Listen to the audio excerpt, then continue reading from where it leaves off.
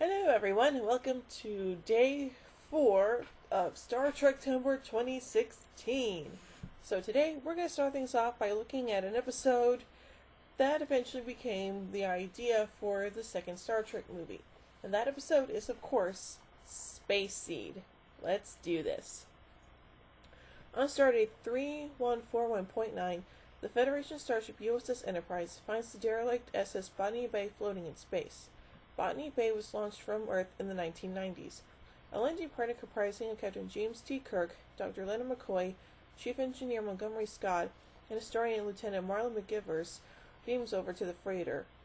The landing party finds a cargo of 84 humans, 72 of whom are alive in suspended animation after nearly 200 years. McGivers identifies the group's leader. The occupants begin to revive, but Kirk brings him to Enterprise for medical examination when his chamber fails.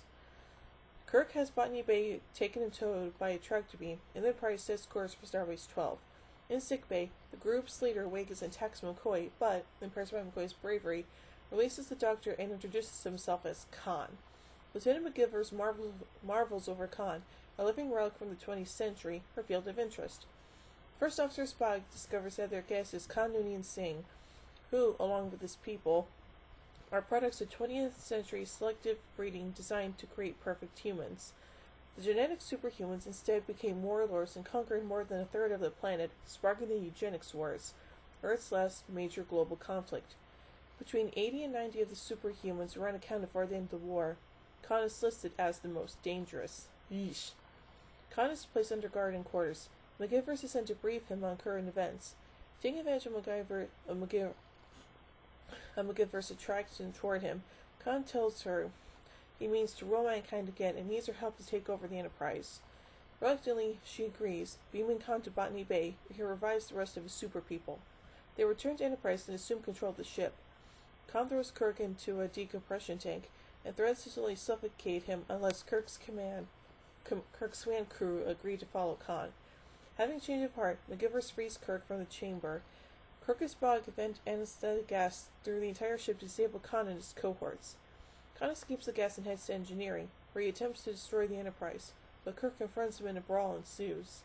Though matched by Khan's superior strength, Kirk pulls an odd rod-like tool, never seen before or since in this episode or in the entire series, from a wall, and uses it as a club to knock the superhuman unconscious.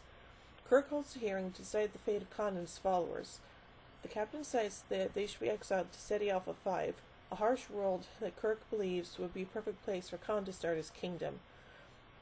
Khan claims he is up to the challenge of taming the world and accepts Kirk's offer. Instead of a court-martial for Lieutenant McGivers, Kirk allows her to go into exile with Khan. Spock knows it would be interesting to see what Khan makes of SETI Alpha 5 in 100 years. Yeah, well, too bad we have to wait until friggin' 1982 in order to find out what happens. Anyway, let's look at the production elements of this story, shall we? Gary Wilbur was hired to write a script for an episode of Star Trek. His idea was based on an episode he wrote for the television series Captain Video and His Video Rangers. His work on that show featured ancient Greek-era humans transported in suspended animation through space, with the people of the future finding that they have mythological powers. For Space Seed, Wilbur replaced these mythological powers with abilities that were enhanced due to genetic engineering. Wilbur had briefly worked with Gene Roddenberry on the television series Harbor Master. His science fiction extended beyond Star Trek. He also wrote scripts for Lost in Space and The Time Tunnel around the same time. In Wilbur's first proposal for the story that became Space Seed, dated August 29th, 1966, shortly before the first episode of Star Trek aired, the villain was Harold Erickson, an ordinary criminal exiled into space. He sought to free his gang from Botany Bay, seize Enterprise, and become a pirate. Parts of the story were inspired by the use of penal colonies in the 18th century, and characterizations were based on descriptions from the series' writer's Bible. As a result, several elements of the draft proposal differed from how the characters behaved in the actual series. For example, the draft includes a scene where Spock defeats Kirk at chess by cheating. Producer Gene L. Kuhn told Wilbur that his work was the best outline he had seen during his time on Star Trek. Fellow producer Bob Justman was less enthusiastic. He compared him negatively to Flash Gordon and Buck Rogers, and felt the concept would be too expensive to film. There were also concerns that an unsolicited script submitted by science fiction author Philip Jose Farmer resembled the proposed plot, which, as Roddenberry had corresponded with Farmer, might lead to litigation. NBC executives reviewed the plot for Space Seed and approved it, but Justman reassessed the outline, seeing that it needed to be heavily revised. In September, Wilbur was given a list of suggested changes, including asking him to remove any mention of the setting, so producers did not want to say how far in the future Star Trek was set, and to remove the chess scene. Wilbur submitted a second draft, but Roddenberry still had problems with basic elements of the script. He did not believe common criminals would be fired into space as a solution and strongly disliked the notion of space pirates. The second draft included the idea that Kirk marooned Erickson and his crew on a new planet. This remained in the final version. Wilbur was not asked for a third draft. Kuhn was tasked with a rewrite. He submitted it on December 7th and updated it twice over the following 5 days. Wilbur accepted Kuhn's rewrites and left to the staff after the submission of a second draft as his contractual obligations were complete. Kuhn proposed that Erickson should be a rival to Kirk, a genetic Superman who had once ruled part of Earth. Roddenberry and Justman were still unhappy with the script, and Roddenberry revised it once more a week before filming was due to begin, after Montalban had been cast. In this draft, the blonde Nordic character of Erickson became closer to the version seen on screen. In Roddenberry and Kuhn's script, the character was renamed Sabal Khan Noonian. The name Govind Bahadur Singh was suggested by the DeForest Research Company, who checked scripts for potential errors on behalf of the production company. The Singh name was suggested in part because it was closer to actual Sikh names. Kuhn and Roddenberry settled on Khan Noonian Singh. Roddenberry had an old Chinese friend named Nooning Wang that he had lost touch with, and hoped that Wang would see the episode and contact him. In the final draft, Roddenberry listed himself as the primary writer, Kuhn as co-writer, and Wilbur was absent, but the Writers Guild of America turned down Roddenberry's request to be credited. Kuhn received the main credit. Wilbur was given co-writer and story by credits. Wilbur did not often watch his own work, and nearly 30 years later had never seen Space Seed. Kuhn was later credited as Lee Cronin for his part in production of the script. Mexican actor Ricardo Montalban was cast as the genetic Superman Khan Noonian Singh, having been the first choice for the role. He had been suggested by casting director Joseph D'Agosta,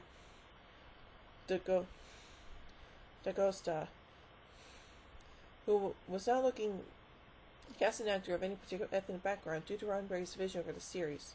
Roddenberry wanted to show his perceived 23rd century values, but not requiring any specific ethnicities when casting actors in guest roles. Montalban had previously appeared in a television movie created by Roddenberry, The Secret Weapon of 117, also referred to as The Secret Defense of 117, which was the writer's first attempt to create science fiction on television and aired more than 10 years before Star Trek. Montalban called his role as Khan wonderful, saying that it was well written, it had an interesting concept, and I was delighted it was offered to me. The main cast were enthusiastic about working with Montalban. DeForest Kelley later said, "I enjoyed working with Ricardo the best. I was privileged. He is a marvelous actor." Madeline Rue, who portrayed Lieutenant Marlon McGivers, had previously worked with Montalban in an episode of Bonanza in 1960 and as his on-screen wife. She later appeared with him in a 1982 episode of Fantasy Island. Montalban and Rue also appeared in separate episodes of Roddenberry's previous NBC television series, The Lieutenant. Main cast member George Takei did not appear in Space Seed. The character of Hikaru Sulu was replaced by Blatesell McKee as Lieutenant Spinelli. It was one of the first 2 appearances in Star Trek for McKee, who would return in the episode Changeling as Lieutenant Singh. John Wilson appeared for the second time as Lieutenant Kyle, and would go on to make 9 further episodic appearances in that role. Following positive feedback from the producers and the network regarding James Doohan, Space Seed was the first episode to feature a more prominent role for his character, Chief Engineer Montgomery Scott. Filming of Space Seed began December 15, 1966, and concluded on December 22nd after 6 days of shooting. Roddenberry, Kuhn, and Wilbur's rewrites resulted in a shooting script of nearly 60 pages and 120 scenes. Mark Daniels was hired to direct the episode. He had previously worked on The Lieutenant. The first day's filming coincided with the airing of the episode Balance of Terror, and Daniels allowed the cast and crew to go home early to watch it. Nice. Here the 5 days ran to schedule, to the extent that there was an early finish on the final day of filming, allowing the cast and crew time to return home to watch a repeat of the episode What Are Little Girls Made Of, which had replaced Arena on that evening's schedule. A scene filmed later but later cut from the episode was depicted a discussion between McGivers and Angela Martine, intended to show that McGivers was looking for a forceful man. Further scenes were trimmed after filming, following input from NBC. For example, scenes shot in Botany Bay were cut as executives felt the costumes worn by the newly awakened crew were too revealing. The character of Khan required 5 costumes, more than any other guest star in the series. This meant that the staff working on costumes had less time to devote to any one costume. Montalban's athletic physique was such that when his measurements were passed to them, staff thought there had been a mistake.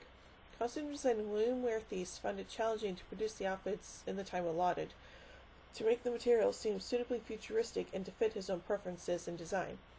2 of Khan's outfits reused previous costumes, while 3 were specifically created for Montalban. The production built 2 new sets for the episode, the decompression chamber in Sick Bay and the set on board Botany Bay. A doorframe from the set was later reused as an overhead unit in McCoy's research lab, which appeared later in the series. Post-production on Spacey began on December 23, 1966, and ran through February 5th the following year. The Westover Company produced the majority of the effects in the episode, but the scenes of Enterprise and Botany Bay in space were produced by Film Effects of Hollywood, who were not credited on screen for their work. Botany Bay utilized a design Matt Jeffries created prior to the USS Enterprise. It had been previously labeled Antique Space Freighter and was built by Film Effects of Hollywood. The creation of the ship miniature caused the episode to go over budget by more than $12,000. Space Seed actually cost a total of $197,262 against a budget of $180,000. By this point, the series was nearly $80,000 over budget in total. The Botany Bay model was later repurposed as a freighter for the episode The Ultimate Computer. The sound effects team borrowed effects and manipulated them in order to achieve the painted sound effect sought by Roddenberry. Although a number of sources were used, they attempted to avoid most science fiction television series as they wanted an authentic sound. The sound archive of the United States Air Force was used, although the photon torpedo sound was created from the 1953 film The War of the Worlds. Spacey was awarded the Golden Reel for sound editing on television by the Motion Picture Sound Editors Society. That's actually pretty interesting. Now, let's also look at the legacy of this episode, shall we? The events of Space Seed are followed up in the 1982 film Star Trek II: The Wrath of Khan. Harv Bennett was hired to produce a sequel to Star Trek the Motion Picture, having never seen the television series. He therefore watched every episode in preparation and latched on to Khan from Space Seed as a compelling villain he considered to be lacking from the first film. In resuming the role of Khan, Montalban worried that fans would only see him as Mr. Rourke from Fantasy Island, but felt that he managed to recapture the character after rewatching Space Seed. The film set a record for the opening weekend gross of $14.3 million and went on to take $78.9 million domestically within the United States, making the 6th best-selling film of the year. The movie features errors in continuity when compared to Space Seed. Because of recasting, Khan's followers appear not to have aged from their appearance in the episode, and Khan recognizes Pavel Chekhov. The character did not join Star Trek until Season 2, after this episode took place. This later error was described in Deborah Cartmill and Imelda Whalen's book Adaptations from Text to Screen, Screen to Text, as the gaffe notorious throughout Star Trek fandom. An explanation was presented in the novelization of Wrath of Khan, which stated that Chekhov was working on the night shift at the time. A non-canon novelization by Greg Cox was later released in 2005 to fill in the time frame between Space Seed and the film, titled Terrain in Hell, The Exile of Khan Noonien Singh. The book expanded on Khan's romance with McGivers, and the other wanted to give her a spine, as he felt that she was not the pride of Starfleet, and even less of a feminist role model in her appearance in Space Seed. Events of both Space Seed and The Wrath of Khan were also directly referenced in 2013's Star Trek Into Darkness, in which Benedict Cumberbatch portrayed Khan. The film took $70.1 million on the opening weekend and $467.3 million internationally throughout the cinematic release. As part of their line of licensed Star Trek comic books, IDW Publishing launched a 5-part miniseries titled Star Trek Khan, which described the early part of Khan's life and how the events in Star Trek Into Darkness diverged from those seen in Space Seed. One of the writers of the film, Roberto Orsi, was the story consultant on the comic series. This series also explained how Khan changed physically in order to be represented by Cumberbatch in the film. A retro-style film poster for Space Seed was created by Juan Ortiz in 2013, released around the same time as Star Trek Into Darkness. The television series Star Trek Enterprise makes several further references to the events first described in Space Seed. In Twilight, the survivors of the Xindi attack on Earth eventually reset on SETI Alpha 5. The development of Khan and his followers was said to have been through selective breeding in Space Seed. American sociologist William Sims Bainbridge said that this method would have been unable to create genetic supermen in such a short space of time, and that today the less implausible method of genetic engineering, directly changing the DNA code, will be used.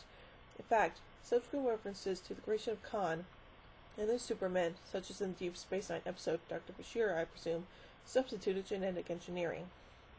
The Eugenics Wars, first mentioned in Space Seed, are stated in the Star Trek chronology by Michael and Denise Okuda as taking place between 1992 and 1996.